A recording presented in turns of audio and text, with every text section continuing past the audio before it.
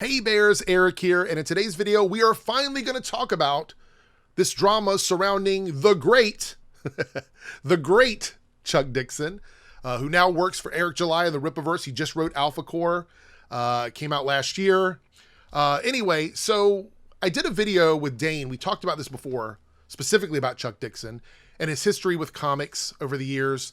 If you're not familiar with Chuck, you might have seen some of his stuff with Punisher Warzone, Nightwing, Birds of Prey, some Batman stuff. He's done a few other things. He's been around for a minute, and during the height of his career, he was working on a lot of prolific titles. So, you might be familiar with him. However, track record and history of a lot of messiness. A lot of really messy anti-queer stuff. Just, he hasn't been working in the industry for a long time for a reason. And this panel that we're going to look at, this fake-ass panel that he shared, I'm going to explain why this panel alone shows or gives us a clue to why he and so many other people that feel this way are no longer working for Marvel or DC. Why they can no longer work and make comic books for modern readers. I know they hate that word modern, but there's a reality to it. We're going to break it down here. So this is the panel in question. Okay, so Superboy and Nightwing. And let's just look at this logically, this out of context panel, and see why this doesn't work. This dialogue doesn't work in this panel, and it makes no sense. So we have Superboy here looking off into the distance. He says, "So I'm bi, how about you?" First of all, he's been out as bisexual since I think 2021. And everyone in this world that knows him in any capacity would know that. So that, number one, that statement doesn't make any sense, especially in a comic book written by Tom Taylor. I believe this is a Tom Taylor comic. It would make no sense for him to be saying this to Nightwing. And then Nightwing responds with, I guess I've only ever dated women, but I mean, look at me. Seriously, look at me. I'm gorgeous. I'm an absolute snack with 2 C's. I've got to be at least a little queer. Are they at a gay bar? Where is this conversation happening? This conversation makes no sense at all, even out of context. It makes no sense. So Chuck posted this and said, "Who wants this?" Now, it's come to light where this panel came from. It came from a gay or a queer fan fiction site, page, group somewhere where people do this a lot. They go through and they replace dialogue in panels to have a little bit of fun and laugh within the community. And that's why that exists. This is not a panel from the comic book. Okay? And this is the reason why people like Chuck Dixon and other people that feel like him are no longer writing modern comics. Because if this is what they think modern comic book writing is, if this is what they believe the readers are actually reading in the comics, if they believe this is what Tom Taylor is writing, then they are so out of touch with writing comic books that all they can do is nostalgically, reminisce about the 90s and just continue to write stuff from the 90s. There is a market for that. There are people online that will buy that kind of stuff.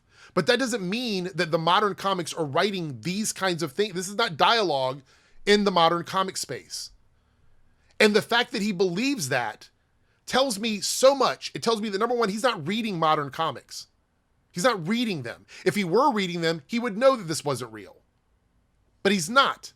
So he's doing something that I've said that a lot of these grifters do, problem-centric selling. They are creating a problem to sell you a product. Chuck Dixon, who's supposed to be such an amazing writer according to Eric July, his comic books sold less than Eric's comic books did.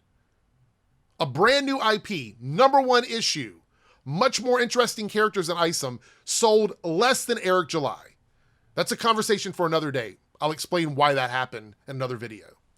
However, that has to sting. So Chuck is like, I need to find something, a problem, to get people to look at the stuff that I'm making and see that what I'm making is the good stuff and all this other stuff is bad. So he finds this out of context panel. How? I don't know. Maybe someone sent it to him. Maybe he was trolling the gay forums. I have no idea. Maybe he's in the gay superhero book group on Facebook or something. Maybe that's where he is. I don't know. Anyway, he decided to tweet this out. He got corrected by Tom Taylor himself and a bunch of other people, showing that this panel here is the actual real panel, which has completely different and logical dialogue. I'll look for him. You're resourceful and powerful, but this is Gotham. Your dad has often thought he could operate here. It's never worked out. Tell me which one of those panels makes sense to you. Clearly, this panel makes logical sense, even out of context. That other one does not. Doesn't make any sense. So then Chuck goes on to deflect here by going, the fact that we have to question whether it's a fake or not speaks volumes. It doesn't. No one was questioning whether or not it was fake. People that are reading the current run of Nightwing and the modern stories at DC would know that that panel was not real because they're actually reading the comic books. The only people that would question whether it's fake or not are homophobes who aren't reading the comics and believe anything that's posted on social media. That's the only people that would do it. He got called out on it. He's now deleted the tweet. So the tweet's no longer there, but no silence from him, silence from people that work with him in the Rippaverse, nothing but unwavering support for someone that purposely shared a fake ass image with homophobic context from him, which is again, no big surprise to me. But this just goes to show me this is why these guys are not working in modern comics. There's a reason why DC and Marvel doesn't want to hire messy ass people. They don't want people working for them that are so blinded by their hate of diversity in any capacity that they immediately assume the worst case shit and then post it on social media. No one wants to work with people like that. I don't want to work with someone who, when I decide to make something, they're going to go out and talk to their friends and find out something stupid and completely false and then share it on social media and be like, look, this is what he's making. Like, no one wants to work with people like that. It's just not a healthy environment. The only people that are willing to do this kind of work are other grifters who can cut ties very quickly. The minute you become unuseful to them, they can cut ties with you. That is the work environment that these kinds of people will engage in. That's it. Because as Eric says, you leave all your shit at the door and you just come in and you write. And as Eric would say, the minute you start fucking up the business, you're gone. So, you know, it's this thing where people believe that writers can detach themselves from the stories they're writing, which is also very false. Again, another video for another time. I don't want to dive too deep into that on this one. But the fact that you think a writer can write stories without having any of their personal feelings in the characters of the stories they're writing is fucking dumb. And if they do that, the stories are really fucking bad. They just are. Art is meant for people to engage in it as they're creating it. The minute you start to put like any kind of weird, like, oh, they're not supposed to have this type of person in there or this kind of storyline or no boyfriends, no girlfriends, no husbands, no wives, whatever. Once you start subtracting that, it's nothing. There's nothing there. There's nothing in the stories for people to latch onto. They're going to find out the hard way. They're going to find out the hard way that it's a lot harder to write those kinds of stories than they believe it is. And the fact that Chuck Dixon, who no longer works for any of the big companies, who now has to sell half as many comics as a first-time writer, no matter how good he is, would tweet out something like this at his age and immediately assume that this is the way gay people talk and this is the way gay characters are written, this is the way bisexual characters are written, right? Queer characters in general. This automatic prejudice they have when those characters are placed in front of them tells me everything I need to know about them.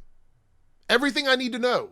There is no space where queer characters would be accepted by any of the people who feel this way because they have a prejudice. That's the issue. They're prejudiced against queer people. And so that follows them over into art. There's no gay character, bi character, queer character, trans character that could ever pop up in a story where they would not make it an issue. It will happen every single time. There's not one time they've ever celebrated a queer character being queer in a comic book because they believe that all of them are a problem.